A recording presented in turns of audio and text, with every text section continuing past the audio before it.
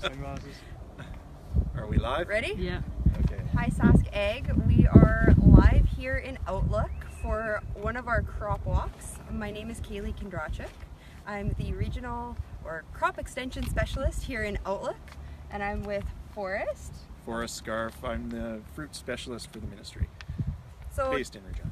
yeah, Forrest has some projects out here at CSIDC in Outlook, so we're going to talk a little bit about them today and some fruit production, and hopefully you can enlighten us a little bit. So Do what I can. all right.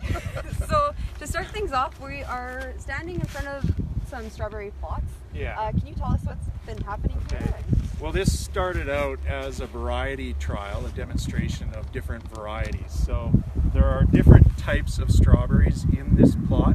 There are some that are what they call June bearing. So those ones respond to sunlight and set most of their fruit in late June and going through parts of July.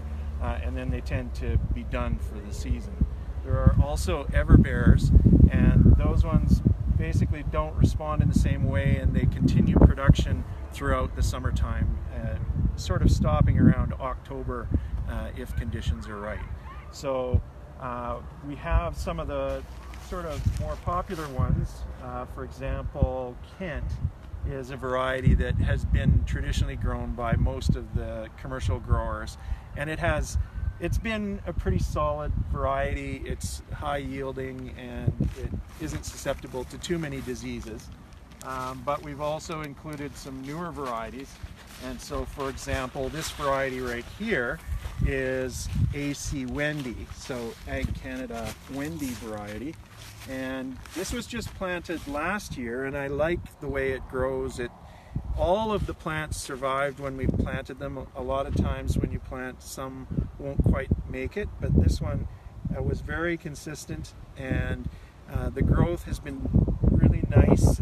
We're not susceptible to any diseases apparently, and it's setting up for some decent production. And one of the things I like about this variety is the way that the fruit is born. You can see this fruit here, it's actually off the ground. So sometimes when you have varieties where the strawberry is touching the ground, you'll get some diseases that infect the crop from the soil. But when this one's held up, it keeps it off of the soil, and also it's less susceptible to water, spores going from fruit to fruit on the plant. So it looks like it's pretty nice. And so that's AC Wendy, and I'll run through some of these other varieties I guess. This one is Serenity, and it was one of the higher yielding varieties and good fruit production. It's a June bearer. It's not quite ready yet. You can see a lot of this green fruit, and also born sort of off the ground a little bit. And so very healthy, and I think in some of the trials this showed to be one of the highest yielding varieties as well. So right up there with Kent. I'll take you to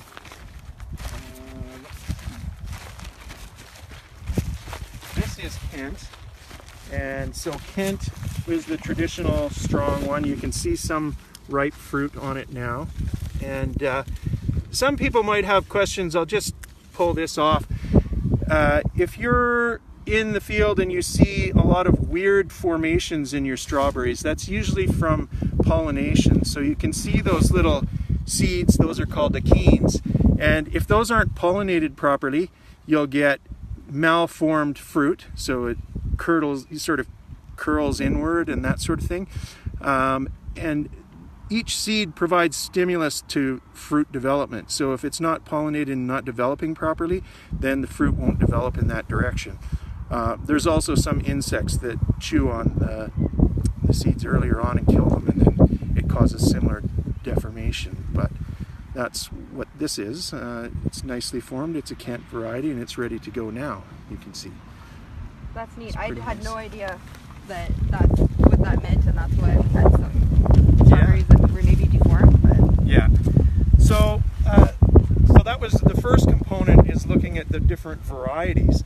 But the second component to what's going on now is that we sprayed these plants with a product called Apogee. So Apogee the active ingredient in Apogee is prohexadione calcium, and that chemical is a gibberellin inhibitor. So gibberellins are hormones that cause plant elongation. So if you have high gibberellin content, then the leaves or the branches will elongate and that sort of thing. And in strawberries, what you find is that you'll get runnering. So you'll have a mother plant, like for example, this was the original planted strawberry that was put down, and it'll send out a runner, which is sort of a stem that goes across, and then it finds a hospitable environment, and it'll set down roots for a daughter plant.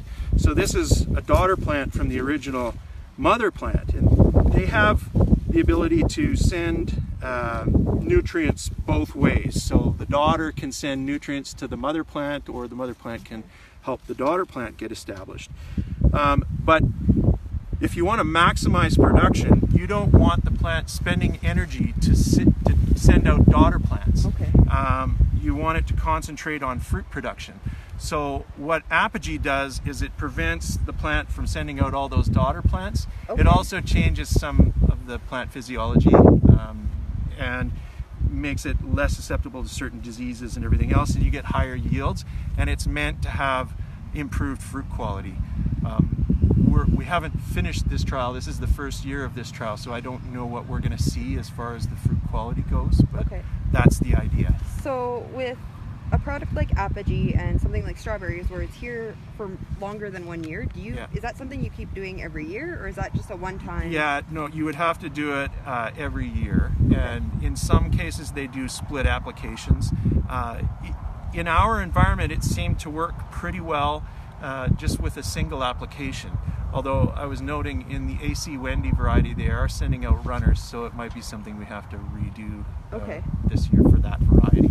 But these other ones don't seem to be runnering too bad. So, Okay. yeah. I don't know what else you guys want to... This was also a bit of a trial on fertility. And one of the things that we have here at the CSIDC site is a very high pH level in the soil.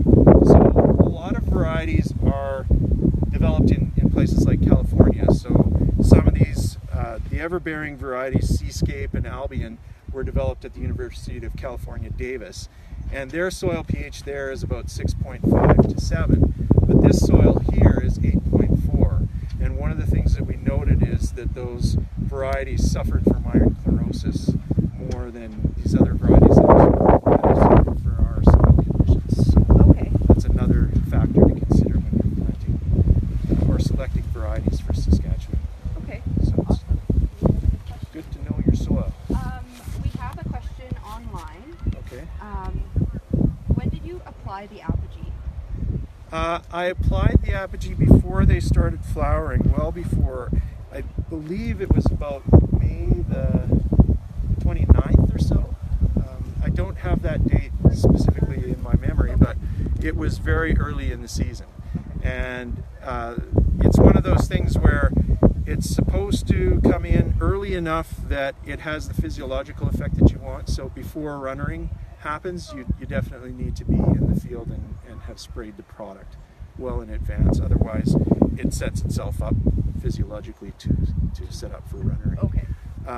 Some plants, like we tried it in other plants, and I can speak to that later, but you may need to do multiple applications, so not just the one in the spring, but again later on in the season to help with the effects that you're looking for in those crops. So. Okay, excellent.